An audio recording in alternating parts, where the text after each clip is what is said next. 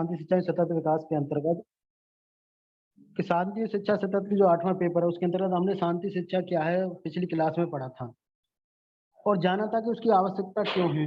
क्योंकि समाज में बहुत सारी ऐसी चीजें अवांछनीय घटनाएं घटित हो रही है, जैसे आपका सांप्रदायिकता है या आतंकवाद है या विभिन्न प्रकार की और भी गतिविधियां हैं जो कि शांति को जो है प्रभावित कर रही हैं। तो उसी के उद्देश्य के लिए कि बच्चों में शुरू से ऐसी शिक्षा दी जानी चाहिए कि उनके अंतर्गत इस प्रकार के कौशल मूल्य और वृत्तियों का विकास हो सके जो कि शांति निर्माण में वो अपना सहयोग कर सकें और समाज में सामंजस्य बनाए रखें और एक उत्तरदायी नागरिक बनने में अपनी भूमिका निभाएं। जैसे कि हमने पढ़ा था कि जो आवश्यकता है वो क्या है, व्यक्तित्व विकास की बात कही थी हमने, व्यक्तित्व निर्माण की बात कही थी। तो व्यक्तित्व निर्माण की बात तो हमें बालकों में शुरू से ऐसे व्यक्तित्व का निर्माण करना है जो कि उसको समाज में सहयोग देने के लिए और समाज में अपने आप को समाज में स्थापित करने में योगदान दे। तो इसीलिए आज हम उसी को व्यक्तित्व के बारे में अध्ययन करेंगे। व्यक्तित्व के जो हमारे आज के जो प्रमुख शिक्षण बिंदु हैं, व्यक्तित्व क्या है, क्या उसकी विद्वानों ने परिभाषाएं दी हैं, मनोवैज्ञानिकों ने। व्यक्तित्व सामाजिक विकास किस प्रकार एक दूसरे से संबंधित है। व्यक्तित्व विकास में वातावरण का क्या प्रभाव पड़ता है, हम जिस वातावरण में रहते हैं उस पर क्या प्रभाव पड़ता है और व्यक्तित्व के मुख्य शील गुण क्या हैं जो कि हमारे व्यक्तित्व में वो होने चाहिए। इन्हीं बिंदुओं को लेकर आज हम चर्चा करने जा रहे हैं। उद्देश्य वही है कि जो सभी प्रशिक्षु व्यक्तित्व के बारे में अपनी समझ विकसित कर सकेंगे, उसको समझ सकेंगे, व्यक्तित्व की अवधारणा से परिचित हो सकेंगे और प्रशिक्षु अपने छात्रों के अंदर अच्छे व्यक्तित्व का विकास कर सकेंगे और समाज में अपनी शांति निर्माण में अपनी भूमिका निभा सकेंगे। हम बात कर रहे थे अब व्यक्तित्व की, व्यक्तित्व की बात करते हैं तो आप नॉर्मली भाषा में व्यक्तित्व का शब्द का प्रयोग जो बात करते हैं अंग्रेजी के पर्सनैलिटी का प्रयोग करते रहे। जैसे कोई रास्ते से कोई अगर व्यक्ति जा रहा है, उसने अच्छे कपड़े पहन रखे हैं तो ऑटोमेटिकली कहने लग जाते हैं क्या पर्सनैलिटी है। दूसरी तरफ देखें, अगर ऐसा कोई व्यक्ति जा रहा है जो दुर्लभ है और अच्छी उसने कपड़े या नहीं पहन रखे हैं, देखने में सही नहीं है, तो उसके बारे में कहेंगे उसकी पर्सनैलिटी सही नहीं है। लेकिन ये एक बहुत ही पर्सनैलिटी के बारे में व्याख्या करना बहुत ही संक्षिप्त या संकीर्ण हो सकता है। पहले हम व्यक्तित्व के जो शब्द के अर्थ के ऊपर जाते हैं कि पर्सनैलिटी जो शब्द है लैटिन भाषा के पर्सोना शब्द से बना है। किससे बना है? पर्सोना शब्द से बना है, जिसका अर्थ है नकाब या मुखौटा। नकाब या मुखौटा या कह सकते हैं मास्क। क्योंकि प्राय जो पहले यूनान में लोग क्या करते थे, जो नाटक के जो पात्र थे रंगमंच पर किसी अन्य व्यक्ति का अभिनय करते थे, वो मुखौटा या नकाब पहन करके वो दूसरे का प्रयोग करते थे। वहाँ यूनान की क्या बात करें, हमारे जो भारत में भी आपने देखा होगा या रामलीला होती है तो जो व्यक्ति हैं जो विभिन्न पात्रों का जो वो अभिनय करते हैं तो हम उसको उसी में छवि देखने लगते हैं, चाहे वो राम की हो या रावण की हो या हनुमान की हो। तो पर्सोना का शब्द मुखौटा से लिया गया था, यानी एक बाह्य गुणों से या बाह्य आचरण को उसको अंकित करता है, उसके बाह्य गुणों और बाह्य आचरण को इंगित करता है। लेकिन केवल बाह्य गुणों को माना जाए कि वो केवल बाह्य गुण के आधार पर हम पर्सनैलिटी की व्याख्या कर सकते हैं तो वो बहुत ही संक्षिप्त होगा और अपने आप में पूर्ण नहीं होगा। हमें व्यक्तित्व की जब बात करते हैं तो व्यक्ति के बाहरी गुणों के साथ साथ उसके आंतरिक गुणों के बारे में भी जानना होगा। उसके आंतरिक गुणों अच्छे हैं या नहीं है पता करना होगा, तभी हम उसके व्यक्तित्व के बारे में अच्छी प्रकार से जान सकते हैं। तो हम कहें व्यक्तित्व से तात्पर्य शारीरिक गठन, रंग रूप, वेशभूषा, उसके बातचीत का ढंग और कार्य व्यवहार जैसे विभिन्न गुणों के समायोजन से लगाया जा सकता है। इसके बारे में विभिन्न जो मनोवैज्ञानिकों ने अपनी अपनी परिभाषा दी है कि व्यक्तित्व के बारे में जिसे समझ सकें। तो वुडवर्थ ने कहा था कि व्यक्तित्व व्यक्ति के व्यवहार की समग्र विशेषता है। व्यक्ति जो भी व्यवहार करता है जी सुबह से लेकर के शाम तक या पूरे अपनी दिनचर्या में, तो उसकी जो विशेषता है व्यवहार की वही व्यक्तित्व है। ऐसा नहीं है कि केवल बाह्य रूप उसका जो अच्छा है और उसका व्यवहार अच्छा नहीं है तो हम उसको अच्छे व्यक्तित्व में रख देंगे। उसके व्यवहार की भी जो विशेषता है उसके अंतर्गत आते हैं। वैलेंटाइन ने कहा था कि व्यक्तित्व जन्मजात एवं अर्जित प्रवृत्तियों का योग है। जो व्यक्ति को जन्मजात जो कुछ प्रवृत्तियां मिली हैं और वातावरण के द्वारा वो अर्जित करता है, उन दोनों का योग है। आलपोर्ट जो कि प्रसिद्ध परिभाषा रही है व्यक्तित्व की, आलपोर्ट ने, GW आलपोर्ट ने 1939 में दी थी। उन्होंने कहा था व्यक्तित्व व्यक्ति के भीतर उन मनोशारीरिक गुणों का गतिशील या गत्यात्मक संगठन है जो वातावरण के साथ उसका अपूर्व या कह सकते हैं अनूठा समायोजन निर्धारित करते हैं। अब इसकी परिभाषा की बात हम जब करें, परिभाषा में जो शब्द आया जैसे मनोशारीरिक गुणों का, मनोशारीरिक यानी इसके अंदर जो गुण है, क्योंकि मनोशारीरिक की जब हम बात कर रहे हैं तो मानसिक और शारीरिक दोनों पक्षों की बात करते हैं। तो जो मनोशारीरिक तंत्र की बात कर रहे हैं तो मनोशारीरिक तंत्र ऐसे तत्वों का संगठन है जो आपस में अंतक्रिया करते हैं। क्यों? हमारा जो मन करता है वही हमारा शरीर करेगा, यही एक आधार होता है। सारे शरीर का क्रिया करने का आधार हमारा मन ही है। हमारे मन में जो चीजें आएंगी वही हम उसको शारीरिक क्रिया के द्वारा उसको करते हैं। ये मनोशारीरिक गुण है। और गत्यात्मक संगठन है। गत्यात्मक संगठन की बात की जाए कि जो हमारे मनोशारीरिक तंत्र के भिन्न भिन्न तत्व हैं एक दूसरे से संबंधित होकर क्या है, संगठित हैं।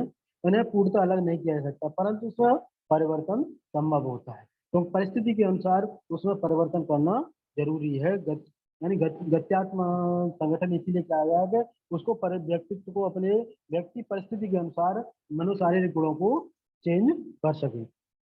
और वातावरण के साथ उसका अपूर्व समायोजन है। वातावरण के साथ प्रत्येक व्यक्ति जो समायोजन करता है, क्योंकि प्रत्येक अपूर्व अनूठा इसलिए कहा गया है कि प्रत्येक व्यक्ति की विभिन्नताएं अलग अलग होती हैं। प्रत्येक व्यक्ति के सोचने का, प्रत्येक व्यक्ति का व्यवहार करने का तरीका अलग होता है, इसलिए अनूठा समायोजन वातावरण के साथ ये करता है। इसके अलावा इस परिभाषा में 1960 जो है वन में थोड़ा चेंज भी जो आलपोर्ट ने किया था। उन्होंने इसके साथ वातावरण के साथ उसमें जो चीजें जोड़ी थी वो था विशिष्ट व्यवहार एवं चिंतन।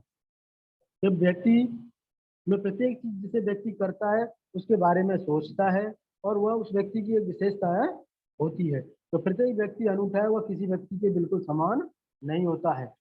तो विशिष्ट व्यवहार इसमें शामिल किया गया था और चिंतन को उन्होंने शामिल किया गया था। तो अंत में हम यही कहेंगे कि व्यक्तित्व में सभी वो योग्यता आ जाती है, चाहे वो बाहरी गुण हो उसके साथ साथ उसके आंतरिक गुण हो, उनको मिला करके व्यक्तित्व कहा जाता है। अब आगे बात करें संगठित व्यक्तित्व के गुण क्या हैं। जो अच्छे व्यक्तित्व की जब हम एक ऑर्गेनाइज पर्सनैलिटी की बात करते हैं तो उसकी क्या क्या विशेषताएं होनी चाहिए, उसके बाद हम बात करें तो उसमें आता है पहला आत्मचेतना। व्यक्ति में आत्मचेतना होना जरूरत है, यानी आत्मचेतना या कह सकते हैं स्व जागरूकता भी इसको कह सकते हैं। क्योंकि आत्मचेतना नहीं होगी, जब अपने बारे में वो नहीं सोचेगा तो वो अपने व्यक्तित्व का विकास नहीं कर सकता है। तो एक अच्छे व्यक्तित्व के लिए आत्मचिंतन करने की भी आवश्यकता होती है, क्योंकि आत्मचिंतन के कारण ही जो मनुष्य है सर्वोच्च प्राणी में स्थान प्राप्त किए हुए। जब वह सोचेगा तभी अपने व्यक्तित्व के बारे में अपना विकास कर सकता है। अगर नहीं वो अपने बारे में कुछ सोचेगा तो वो अपना विकास नहीं कर सकता है। दूसरी बात आती है संगठित व्यक्तित्व की क्वालिटी की बात जब हम बात कर रहे हैं तो सामाजिकता। व्यक्ति में सामाजिकता होना जरूरी है, क्योंकि मनुष्य समाज से रह करके अलग नहीं रह सकता है, समाज से अलग नहीं रह सकता, नहीं उसकी कल्पना की जा सकती है। तो मनुष्य को समाज में रहते हुए अन्य व्यक्तियों के संपर्क में आता है और उसके साथ क्रिया अंतर क्रिया करता है, इसलिए उसका व्यक्तित्व के सर्वांगीण विकास के लिए सामाजिकता का होना जरूरी है। हम बात कर रहे हैं कोई शिक्षक है तो शिक्षक में सामाजिकता का गुण होना चाहिए। डॉक्टर है उसमें भी सामाजिकता का गुण होना चाहिए। हम बात कर सकते हैं कुछ पर्सनैलिटी जैसे लेखक है, लेखक के बारे में कह सकता है वो अपने विचारों और उनको जो लिखता है तो एकांत में बैठ के लिखता है, एकांत में रहता है, तो वो उसको सामाजिकता में नहीं लाया सकता। लेकिन डॉक्टर है, शिक्षक है, ये सब चीज सामाजिकता में आनी चाहिए। तो संगठित व्यक्तित्व की विशेषता है कि सामाजिकता भी व्यक्ति में उनकी व्यक्तित्व में होनी चाहिए। समायोजनशीलता, समायोजनशीलता होनी चाहिए। परिस्थिति बहुत सी ऐसी आती है जो उसके अनुकूल नहीं हो सकती है, प्रतिकूल परिस्थितियां भी आती हैं, तो व्यक्ति को परिस्थिति के अनुसार अपने आप को समायोजन करने की योग्यता भी होनी चाहिए। ऐसे व्यक्तित्व में उसके में होना चाहिए। प्रबल संकल्प शक्ति, या कह सकते हैं दृढ़ इच्छा शक्ति। तो स्ट्रॉन्ग विल पावर का भी होना बहुत जरूरी है। जब व्यक्ति में खुद में स्ट्रॉन्ग विल पावर होगी तो वह एक अच्छे व्यक्तित्व का निर्माण कर सकता है। अब क्योंकि किसी को जबरदस्ती किसी के अंदर, या हम जैसे विद्यार्थी के संबंध में बात करें, अगर उसको शिक्षा दी जाए, उसको दंड का भय दिखा करके शिक्षा दी जाए, तो उसको जो है दिमाग में मानसिक मानसिक जो क्रिया उसकी इतनी विकसित नहीं होगी, जो कि उसकी खुद की जो संकल्प शक्ति है जो ज्यादा होगी, तो वो ज्यादा सीखेगा। शारीरिक मानसिक स्वास्थ्य अच्छे व्यक्तित्व के लिए शारीरिक और मानसिक स्वास्थ्य अच्छा होना चाहिए। उसके मानसिक की बात करें तो उसकी सोचने की क्षमता, उसका मेंटल लेवल, उसका आईक्यू अच्छा होना चाहिए। साथ ही उसकी शारीरिक क्रियाएं, शारीरिक गठन है, और किसी प्रकार की बीमारी नहीं होनी चाहिए। उसका शारीरिक स्वस्थ शरीर शारीरिक रूप से स्वस्थ होना चाहिए। मनोदैहिक तंत्र, ये भी है जो भी वही चीजें हैं, मनोदैहिक तंत्र की भी बात हम जब वो कर रहे हैं, तो वही चीज आती है कि उसको जो सोच रहा है वो उसको कर रहा है कि नहीं कर रहा है, उसके अंतर्गत वो चीजें आती हैं। तथ्यात्मक, हमने अभी बात की थी, अल्पोर्ट की परिभाषा में भी बात की थी कि व्यक्तित्व ऐसा होना चाहिए कि वो जो परिस्थिति के अनुसार वो उसको गतिशील कर सके या उसको परिवर्तन कर सके। संवेगी स्तर, इमोशनल जो बैलेंस है वो भी होना चाहिए। तो परिस्थिति के अनुसार किस प्रकार की कोई घटना घट जाए तो हम अपने इमोशन को भी कंट्रोल कर सकें। ऐसा नहीं है कि कभी जो बिना बात के हंस रहे हैं या बिना रीजन के रो रहे हैं, तो ऐसे भी जो जब स्थिर नहीं होंगे तो हम अच्छे व्यक्तित्व की बात नहीं कर सकते। आपने क्लास में देखा हो कुछ बच्चे वैसे ही हंसते रहते हैं बिना रीजन के, तो वो एक अच्छे व्यक्तित्व में नहीं आता है। तो ये एक संगठित ऑर्गेनाइज पर्सनैलिटी के जो करेक्टरिस्टिक थे, क्वालिटी थी, जो कि व्यक्ति में होनी चाहिए। अब बात करें व्यक्तित्व सामाजिक विकास की बात करें, तो व्यक्तित्व और सामाजिक हम विकास की बात करते हैं, तो व्यक्तित्व सामाजिक विकास से तात्पर्य, हेलो, जब हम बात कर रहे हैं तो व्यक्तित्व के सामाजिक विकास से तात्पर्य वही है या उस प्रक्रिया से है कि जिसके द्वारा व्यक्ति अपने सामाजिक वातावरण के साथ अनुकूलन स्थापित कर लेता है। व्यक्ति में सामाजिक विकास तभी माना जाएगा या उसका सामाजिक अर्थ तभी माना जाएगा तो वो समाज में अपने आप को स्थापित कर लेता है या समायोजित कर लेता है। क्योंकि आप जानते हैं व्यक्ति एक सामाजिक प्राणी है और समाज की इकाई भी है। समाज के अनुसार ही वो अपनी क्रियाकलापों को करता है। तो समाज का व्यक्ति के व्यक्तित्व विकास पर बहुत ही प्रभाव पड़ता है। तो जब बच्चा जन्म लेता है तो जन्म के समय न तो बच्चा सामाजिक होता है ना असामाजिक होता है। जो उसको बाद की जो परिस्थितियां मिलती हैं, तो बाद की परिस्थितियों के अनुरूप ही वो सामाजिक और असामाजिक व्यवहार उसके अंतर्गत विकसित होता है। अगर उसको उसकी जो सामाजिक परिस्थिति है इस प्रकार की है कि शिशु समाज के नियमों और नैतिक मानकों को आसानी से सीख लेता है, तो कहा जा सकता है कि व्यक्तित्व के उसके सामाजिक पक्ष का या सामाजिक पहलू का विकास हो रहा है। और यही दूसरी तरफ की दूसरी परिस्थिति की बात की जाए कि बालक समाज के नियमों का ठीक ढंग से पालन नहीं कर रहा है, ठीक ढंग से उनको नहीं सीख पा रहा है, तो हम कहेंगे उसके सामाजिक विकास पूरा नहीं हुआ है, उसका सामाजिकरण अधूरा है। तो सामाजिक विकास के लिए तो जो बालक को जो समाज में अनुमोदित व्यवहार दे रखा है उसको सीखना होगा, उसकी जो अनुमोदित सामाजिक भूमिका को निभाना पड़ेगा, तो सामाजिक मनोवृत्ति का सामाजिक एक्टिविटी का भी विकास उसमें करना होगा। क्योंकि आमतौर पर जो शुरू के 6 साल होते हैं, विभिन्न मनोवैज्ञानिकों विद्वानों ने बताया है कि शुरू के जो 6 साल होते हैं बच्चे के, उसी में उसके अधिकतर व्यक्तित्व का विकास हो जाता है। उसी में आप उसके सामाजिक असामाजिक व्यवहार की नींव पड़ जाती है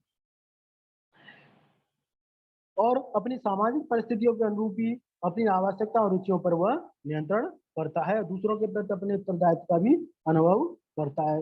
अन्य व्यक्तियों के साथ प्रभावित उनसे सामाजिक संबंध वह स्थापित कर लेता है।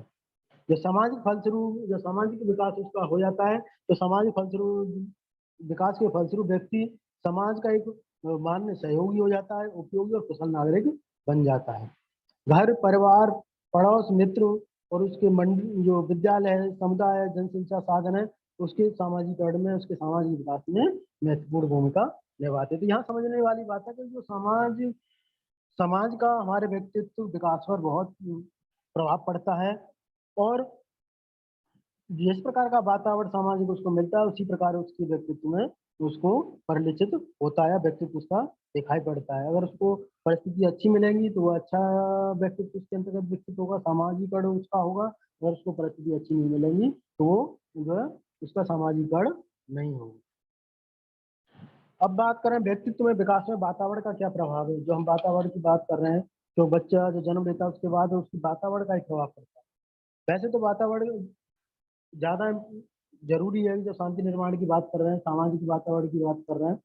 वैसे व्यक्तित्व के जो विकास में दो फैक्टर जो है प्रभाव ज्यादा डालते हैं। जन्मजात होता है, या जन्मजात या वंशानुगत भी इसको कह सकते हैं। तो वंशानुगत में आपके जो है उसके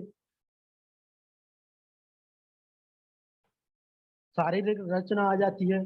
उसकी शारीरिक रचना जिस प्रकार निर्मित होती है वह वंशानुगति होती है। दूसरा उसकी अंतःस्रावी ग्रंथियां हैं, जिसमें आपकी पीयूष ग्रंथि या थायराइड ग्रंथि, एड्रिनल ग्रंथि, और भी विभिन्न प्रकार की ग्रंथि आती हैं। उनसे जो हार्मोन उत्सर्जित होते हैं उसका प्रभाव व्यक्ति के शारीरिक और मानसिक व्यवहार पर पड़ता है। इसके अलावा उसका नर्वस सिस्टम है, उसका भी व्यक्तित्व पर प्रभाव पड़ता है और उसके मस्तिष्क विकास में विशेष भूमिका उसकी मानी जाती है। तो आनुवंशिकता जो कारण है। दूसरा आता है वातावरण। वातावरण के अंतर्गत हम जानते हैं वातावरण का जो प्रभाव पड़ता है वो उसके जो प्रमुख जो फैक्टर हैं, जैसे परिवार है, परिवार का प्रभाव पड़ता है, उसके पास पड़ोस का पड़ता है, उसके विद्यालय का पड़ता है, और उसकी आर्थिक स्थिति का पड़ता है, उसके समाज का पड़ता है, उसकी संस्कृति का पड़ता है, और जनसंचार का पड़ता है। क्योंकि वातावरण को तो आप जानते ही, जो कि हमारे और पास का जो वातावरण है उसका प्रभाव कितना पड़ता है। क्योंकि वातावरण के प्रभाव, अगर वातावरण का प्रभाव में बच्चे को अच्छा मिल रहा है तो वो बुरा होते हुए भी अब जो है अच्छा व्यक्ति हो सकता है। इसके उदाहरण बहुत सारे मिल जाएंगे। तो महर्षि वाल्मीकि के बारे में आप जानते होंगे, डाकू उंगली मार के बारे में जानते होंगे। उनके विशिष्ट वातावरण मिलने के कारण उनका जीवन बदल गया। तो वातावरण का प्रभाव बहुत हमारे शांति निर्माण की बात हम जब कर रहे हैं तो शांति निर्माण के लिए बहुत जरूरी है। एक एक कार्य की बात की जाए, सबसे पहले करें परिवार की बात करें तो व्यक्ति जब बच्चा जन्म लेता है तो परिवार ही उसकी जो है एक तरह से प्रथम पाठशाला होती है। और वहीं से वह सीखता है या अनुकरण परिवार के सदस्यों को करता है। जिस प्रकार का परिवार होगा, अगर परिवार में उसके प्रेम और सहानुभूतिपूर्ण व्यवहार है, पारिवारिक वातावरण उसका प्रेम पूर्वक और सहानुभूति पूर्वक है, तो निश्चित ही व्यक्ति बच्चे में भी इसी प्रकार के व्यक्तित्व का विकास होगा। वह बच्चा परिवार के सदस्यों का सम्मान करेगा। और दूसरी तरफ देखा, अगर परिवार का जो वातावरण अच्छा नहीं है तो बच्चे के व्यक्तित्व पर निश्चित ही प्रभाव पड़ेगा। इसमें रॉस स्टैनर ने अध्ययन किया था। रॉस स्टैनर ने बताया था कि जो माता पिता अपने बालकों को अत्यधिक दंड देते हैं, अत्यधिक दंड देते हैं, उनके बालक जो ज्यादातर विद्रोही होते हैं, अपराधी होते हैं, दीनहीन होते हैं, इस प्रकार के बच्चे होते हैं। वो बाहर से तो नम्र दिखाई देंगे, और मार के डर के कारण बाहर से तो नम्र दिखाई देंगे या दंड के कारण, लेकिन उनके अंदर माता पिता के प्रति शत्रुता या परिवार के सदस्य के प्रति शत्रुता का भाव वो बच्चे रखते हैं। ये रॉसेस्टन ने अध्ययन किया था। इसके अलावा श्रिल वर्ट ने भी अध्ययन किया था। उन्होंने बताया था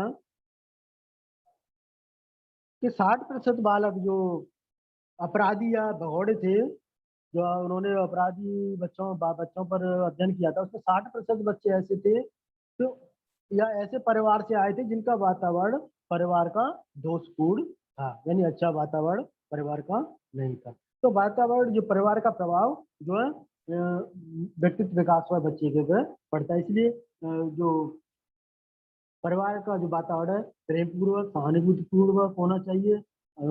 परिवार के सदस्यों में स्नेह संबंध अच्छे होने चाहिए, आपस में स्नेह होना चाहिए, परस्पर आपस में विश्वास होना चाहिए, और एक दूसरे का आदर सम्मान भी होना चाहिए। तभी बच्चे का व्यक्तित्व पर अच्छा होगा।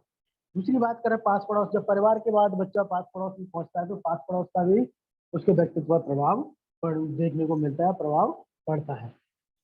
पास पड़ोस में अगर पढ़े लिखे लोग हैं, अच्छे लोग हैं, तो उसमें निश्चित ही उनमें अच्छे गुणों का विकास होगा। इसके संबंध में हरलोक ने कहा था, कि हर लोग अच्छे पास पड़ोस के कारण बच्चों में अनुशासन की भावना आ जाती है, समझदारी आती है, उत्तरदायित्व की भावना आ जाती है, आत्मसम्मान का विकास होता है। अगर वहीं हम देखें, अगर पास पड़ोस का माहौल इस प्रकार है कि लोग झगड़ालू हैं या चोर हैं या अपराधी प्रवृत्ति के हैं, तो बच्चे भी उसका अनुसरण करते हैं और वैसे ही होने लगते हैं। तो पास पड़ोस का भी हमारे जो है प्रभाव पड़ता है। फिर आता है विद्यालय। विद्यालय के व्यक्तित्व निर्माण में, बालकों के जो व्यक्तित्व निर्माण में विद्यालय की भूमिका रहती है। कि विद्यालय में जब बच्चा पहुंचता है तो विद्यालय का वातावरण उसके व्यक्तित्व पर प्रभाव डालता है और उसकी बौद्धिक क्षमता का विकास वहीं होता है। अगर वातावरण विद्यालय का अच्छा है, अनुकूल है, तो व्यक्तित्व पर अच्छा प्रभाव पड़ेगा। अगर वहीं वातावरण अच्छा नहीं है तो बालक में कुंठा आएगी, विद्यालय से भागने की प्रवृत्ति आएगी और उसकी उपलब्धि जो सीखने की क्षमता में कमी दिखाई पड़ेगी। इसके साथ ही विद्यालय में शिक्षक का जो आचरण है वह भी व्यक्तित्व पर सर्वाधिक प्रभाव डालता है। अगर अच्छा शिक्षक है, शिक्षक का आचरण अच्छा है, स्नेहपूर्ण है, संयमित आचरण है और शिक्षण एवं परामर्श में रुचि आदि, बालक के मन पर उसका प्रभाव पड़ता है। यानी क्योंकि बच्चा अनुकरण करता है, अपने शिक्षक से भी अनुकरण करके सीधा शिक्षक के अंतर्गत जिस प्रकार की क्वालिटी वो अपने अंदर लाना चाहता है। तो ऐसी दिशा में बालक अपने शिक्षक का आदर सम्मान करता है और उसको अपना हितैषी मानता है। अगर ये चीजें नहीं होंगी तो निश्चित ही क्या होगा, जो है उसके व्यक्तित्व पर प्रभाव पड़ेगा। तो विद्यालय में तो सामाजिकरण की भूमिका होती है, सामाजिकरण विकसित होता है। क्यों? तो विभिन्न सामाजिक, सांस्कृतिक और आर्थिक प्रवेश के बाद से आते हैं और सामाजिक प्रक्रिया वहां से स्टार्ट होती है। इसलिए सहपाठी के जो संबंध है, आपस के जो संबंध है, वो भी उसके व्यक्तित्व पर प्रभाव डालते हैं। अब बात करें आर्थिक स्थिति।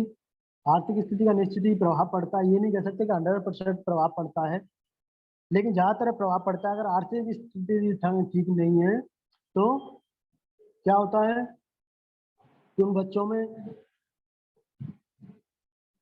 व्यक्तित्व का विकास ठीक प्रकार से नहीं हो पाता। इसके बारे में स्टैगनर ने अध्ययन किया था। स्टैगनर ने बताया था कि गरीब परिवार के छात्रों की तुलना ऐसे परिवार के छात्रों से की जाए जो मध्यम वर्ग के हैं, तो परिणाम क्या निकला कि गरीब परिवार के छात्रों में हिंसा का भाव, सामूहिक अस्थिरता, शर्मीलापन और सामाजिक अगुवाई की कमी मध्यम परिवार के वर्ग के जो बच्चे थे उनकी अपेक्षा कम देखी गई।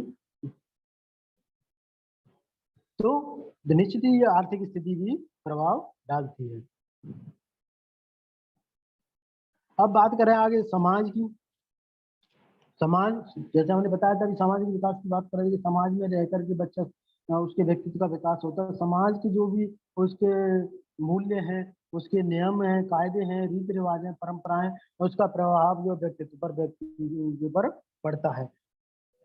तो समाज में प्रत्येक व्यक्ति की अपनी स्थिति होती है और उसके अनुरूप उसकी भूमिका वह निभाता है। ऐसा नहीं कि जो समाज की जो परंपराएं और उसी का अकॉर्डिंग ही चलना है। अगर पता जब लग रहा है कि समाज में कुछ परंपराएं गलत है तो उनको हम परिवर्तन भी कर सकते हैं, उनके खिलाफ आवाज भी उठा सकते हैं, वह एक अच्छे व्यक्तित्व में आएगा। अब बात की जाए संस्कृति।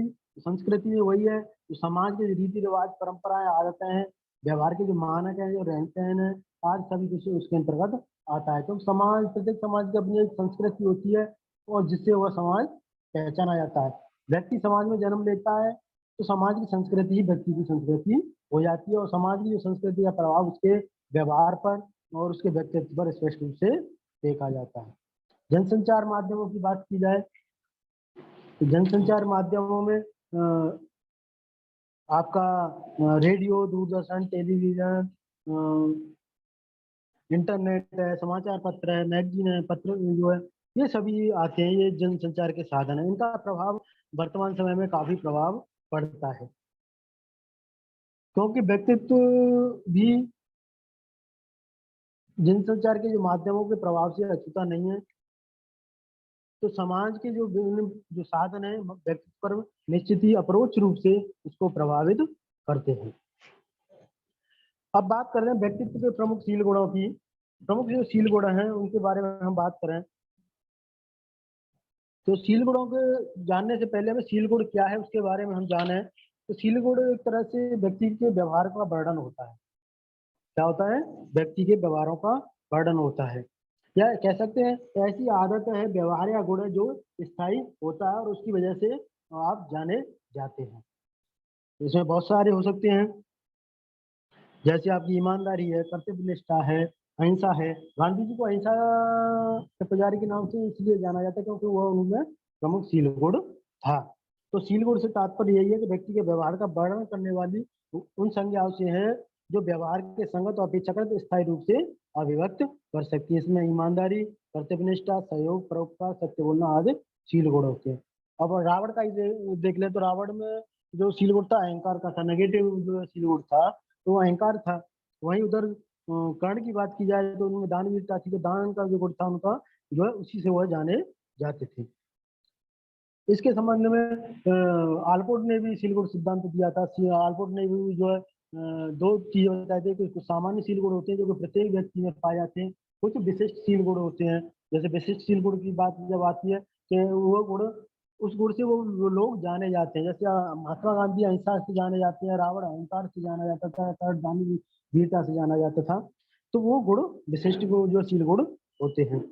लेकिन बाद में जब कोस्टा मैक्रो के 1989 की, ओवर 1987, नौरला कोमरे 1987, इन शोधकर्ताओं के बीच इस बात की सहमति हुई कि उन्होंने 5 फैक्टर गुण माने कि ओवरऑल 5 प्रमुख गुण शील गुण होने चाहिए किसी व्यक्तित्व में। जो उन्होंने ये 5 गुण बताए वो हैं अनुभूतियों का खुलापन, चैतन्यता, बहिर्मुखता, सहमति जन्यता, स्नायु विकृति। इनके बारे में एक एक करके जाना है। तो अनुभूतियों का खुलापन, अनुभूतियों का खुलापन की बात की जाए यानी ओपननेस ऑफ एक्सपीरियंस, इसके अंतर्गत व्यक्ति अपने अनुभवों से सीखता है। अगर अनुभवों के प्रति उसका खुलापन है, अनुभवों से वो सीख रहा है, तो उसके व्यक्तित्व का विकास होता है, व्यक्तित्व का उसका प्रमुख गुण माना जाता है। क्योंकि जब अनुभवों से वो सीखता है तो उसके अंतर्गत एक तरह से रचनात्मकता आती है, अपनी भावनाओं के प्रति वो जागरूक होता है, और तो उसके व्यक्तित्व में निखार आता है। इसके साथ ही विभिन्न परंपराएं जो समाज में उसको वो अगर उसको अच्छी लगती है तो उसको स्वीकारता है, अगर उसे बुरी लगती है उनको अस्वीकार करता है। जैसे बाल विवाह दहेज प्रथा है, बालिकाओं के साथ भेदभाव है, तो अगर उसका विरोध कर रहा है तो हम कहेंगे कि उसने अनुभवों के प्रति उसका अनुभूतियों का खुलापन है, अनुभव के द्वारा इन परंपराओं को उन्होंने उसने स्वीकार नहीं किया है। अगर इसके प्रमुख लक्षणों की बात की जाए अनुभूतियों के खुलापन की, तो व्यक्ति में संवेदनशीलता आती है, काल्पनिक होता है, बौद्धिक होता है, सभ्य होता है और शिष्ट होता है। अगर उसके व्यक्ति के अंदर अगर अनुभूतियों का खुलापन है तो, अगर अनुभूतियों का खुलापन नहीं है तो इसके विपरीत लक्षण उसमें दिखाई देते हैं, जैसे असभ्य, अशिष्ट व्यवहार, संकीर्ण, असंवेदनशील, ये गुण उसमें दिखाई देते हैं। दूसरा है चैतन्यता, कॉन्शियसनेस, क्योंकि जो व्यक्ति अपने कार्य और व्यवहार को करता है तो व्यक्ति के व्यवहार में आप देखोगे तो जो व्यक्ति चैतन्यता पूर्वक व्यवहार कर रहा है उसको अलग से दिखाई देगा, और जो बिना सोचे समझे बिना चिंतन के कार्य करता है तो वो निश्चित रूप से अलग दिखाई देता है। इसके अंतर्गत आपका आत्मनुशासित लक्षण है, उत्तरदायी है, सावधान है, काफी सोच विचार कर व्यवहार वो करता है, अपने अंतर चिंतन करता है कि ये हमें कार्य या व्यवहार ये करना है या नहीं करना है। तो ये इसके अंतर्गत ये प्रमुख गुण आते हैं। अगर वह नहीं सोचता है तो वो क्या करता है, कोई काम है वो असावधानी पूर्वक करेगा, बिना सोचे समझे करेगा और आधे मन से व्यवहार करेगा, तो वो निश्चित ही वो शील गुण कहेंगे कि उसमें चैतन्यता का अभाव है। फिर आता है बहिर्मुखता, एक्सट्रोवर्जन। बहिर्मुखता की बात की जाए तो युंग ने इसके प्रकार बताए थे, हाँ जो है अंतर्मुखता और बहिर्मुखता। अंतर्मुखता में व्यक्ति एकाक प्रवृत्ति का होता है, शांत प्रिय होता है और उसको समाज से कोई मतलब नहीं होता। वहीं बहिर्मुखता की बात की जाए तो बहिर्मुखता में व्यक्ति बाहरी व्यवहार के आधार पर ही पहचाना जाता है, उसमें सामाजिकता अच्छी होती है। अगर व्यक्ति में सामाजिकता नहीं होगी तो वो सामाजिक कार्यों या सामाजिक हित या मानव हित और स्वयं के कल्याण उसका संभव नहीं होगा। तो इसके अंतर्गत क्या क्या विशेषताएं आती हैं, जो बहिर्मुखता के अंतर्गत व्यक्ति सामाजिक होता है, स्नेहपूर्ण होता है, बातूनी होता है, मजाकिया होता है। अगर इसमें नहीं होंगे तो इसके विपरीत उसमें लक्षण दिखाई देंगे। जो व्यक्ति अगर बहिर्मुखता का भाव उसके अंतर्गत नहीं होगा। तो अच्छे व्यक्तित्व के लिए बहिर्मुखता का भी होना चाहिए, बहिर्मुखताशील गुण भी उसके अंतर्गत होना चाहिए। सहमति जन्यता की बात करें कि व्यक्ति की किसी कार्य के प्रति शंका का भाव नहीं रखता है, वरन किसी व्यक्ति के समक्ष एक तरह से संवेदनशीलता का भाव रखता है। अगर कोई आकर के किसी से मदद मांगता है, बिना सोचे समझे अगर उसकी मदद करता है, तो माना जाएगा कि उसमें सहमति जन्यता का गुण है। वो सामने वाले पर जो है विश्वास कर रहा है, उसका सहयोग कर रहा है, तो ये माना जाएगा कि उसमें सहमति जन्यता का गुण है। अगर एग्जाम्पल दिया जाए, अगर कोई व्यक्ति किसी के पास कहता है कि मेरा बच्चा बीमार है, मुझे पैसे की जरूरत है, तो अगर सामने वाला बिना सोचे समझे या बिना जाने उसको उसकी मदद करता है, तो हम कहेंगे इसमें सहमति जन्यता का गुण है। चाहे भले ही सामने वाला व्यक्ति झूठ बोल रहा है, लेकिन अगर वो मदद कर रहा है तो सहमति जन्यता का गुण उसके अंतर्गत है। इसके अंतर्गत वही लक्षण है जो मैंने अभी बताया, सहयोगी होगा, विश्वासी होगा, उदार होगा, सादा सीधा होगा और उत्तम प्रकृति का होगा। अगर उसके अंतर्गत सहमति जन्यता का गुण नहीं है, तो दूसरी परिस्थिति में उसका जो विपक्षी जो गुण है उसके अंदर असहयोगी होगा, संकालु होगा, चिड़चिड़ा होगा और जिद्दी होगा, जो कि उसके व्यवहार में दिखाई देगा। अब आता है स्नायु विकृति, पांचवा जो है न्यूरोटिसिज्म। इसके अंतर्गत हम बात करें, उसका संबंध जो स्नायु विकृति का है, तो इसका संबंध जो संवेग और मानसिक स्थिति से होता है।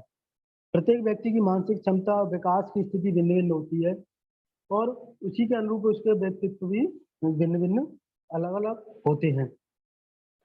तुमने देखा होगा कि किसी व्यक्ति को क्रोध जल्दी आ जाता है और छोटी छोटी बातों पर वह क्रोधित हो जाता है, तो हम मानेंगे उसके अंतर्गत स्नायु विकृति की दशा अधिक प्रभावी है। और दूसरी तरफ अगर कोई व्यक्ति है और उसके अंदर क्रोध नहीं आता है, तो मान लिया जाता है कि उसकी स्नायु विकृति का अभाव है। तो एक अच्छे व्यक्तित्व का विकास करने की बात करें तो स्नायु विकृति का जो है अभाव होना चाहिए, तो एक तरह से सामान्य स्थिति का उसको होना चाहिए। अगर स्नायु विकृति अधिक है तो उसका व्यक्तित्व अच्छा नहीं होगा। अगर इसके लक्षणों की बात की जाए, जब स्नायु विकृति का अगर उसके अंतर्गत अभाव होगा तो वो काफी शांत होगा, संतुलित होगा और रोग भ्रमी होगा।